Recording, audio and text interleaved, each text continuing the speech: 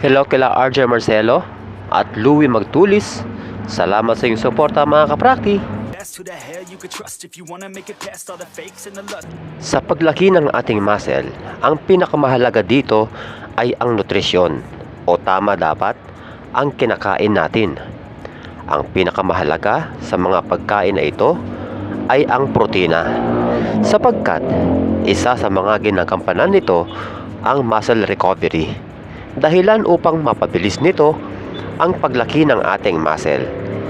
Mahalaga rin ang carbs at fats dahil ang mga ito ay nagbibigay ng lakas o fuel sa tuwing tayo ay nagbubuhat. Kaya ang magandang tanong dito ay ano-ano ba ang mga pagkain na dapat mong kainin bago ka magbuhat? Ilang oras ba dapat kumain bago ka mag-workout? Mga tanong na makakatulong upang mapabilis ang paglaki ng ating muscle at mapabuti din natin ang ating performance sa gym. Yun bang kondisyon ng iyong katawan? May sapat na lakas at tatagal ka sa pag-exercise, ano man ang nakaplano mong workout program.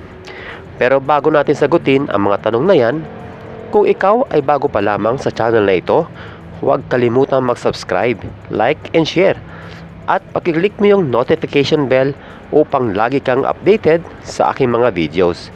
Tumatanggap din ako ng online coaching. Kung interesado ka, message mo lang ako sa Facebook. Thank you! Ang carbohydrates o carbs, gaya ng patatas, kamote, oatmeal at iba pa, ay mga pagkain na dapat nating kinakain bago magbuhat. Dahil ito ay gumagawa ng glucose, kung saan ang glucose na ito ang magsisilbing energy ng ating muscle para makapagbuhat tayo ng mabigat at tumagal sa gym.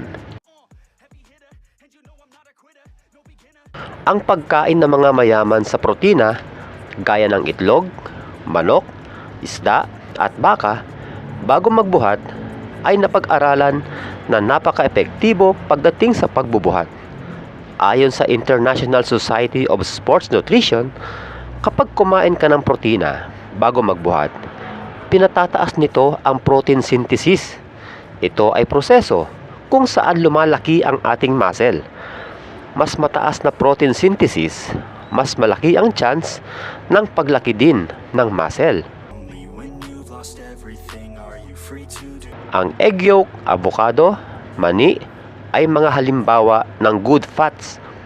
Mahalaga din ito na dapat nating makain bago magbuhat dahil mapagkukunan din natin ito ng energy habang nag-e-exercise tayo. Subalit, ang fats ay matagal ma-digest o mabagal matunaw ng ating katawan bago maging energy natin. Kaya kung ang workout mo ay alam mong tatagal o lalagpas ng 1 oras, medyo damihan ng konti ang fats sa iyong pre-workout meal upang tumagal ka sa gym. Kung ang workout mo ay mahirap o high intensity, 2 hanggang 3 oras bago ang iyong nakatagdang oras sa pagbubuhat ay dapat nakakain ka na. Ito ay kombinasyon ng carbs, protein at fats. Halimbawa, kanin, itlog at saging. Kung gaano karami ay depende kasi ito sa tao. Kung payat ka, mabigat ka, o sa edad. Kung sakali na busog ka, dapat 3 oras ang pagitan bago ka magbuhat. Kung sakto lang yung kabusugan mo, 2 oras ay pwede na. At kung sakali na 30 minutes bago ka magbuhat, ay tila gutom ka pa, maaari kang kumain ng mga pagkaing madaling tunawin o madaling ma-digest gaya ng saging, itlog, avocado at iba pa. Bago tayo magbuhat, dapat sapat ang nakain natin. Hindi pwedeng sobrang kabusugan dahil maaaring tamarin ka o antukin ka habang nagbubuhat. Hindi rin naman pwedeng gutom dahil wala kang lakas sa pag-e-exercise. Planuhin mo kung gaano karami ang dapat mong kainin.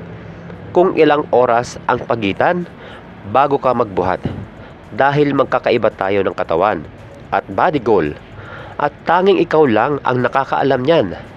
Basta ang mahalaga, sapat ang iyong carbs, protein at kahit konting fats lang upang magawa mo ng buong husay ang iyong workout program.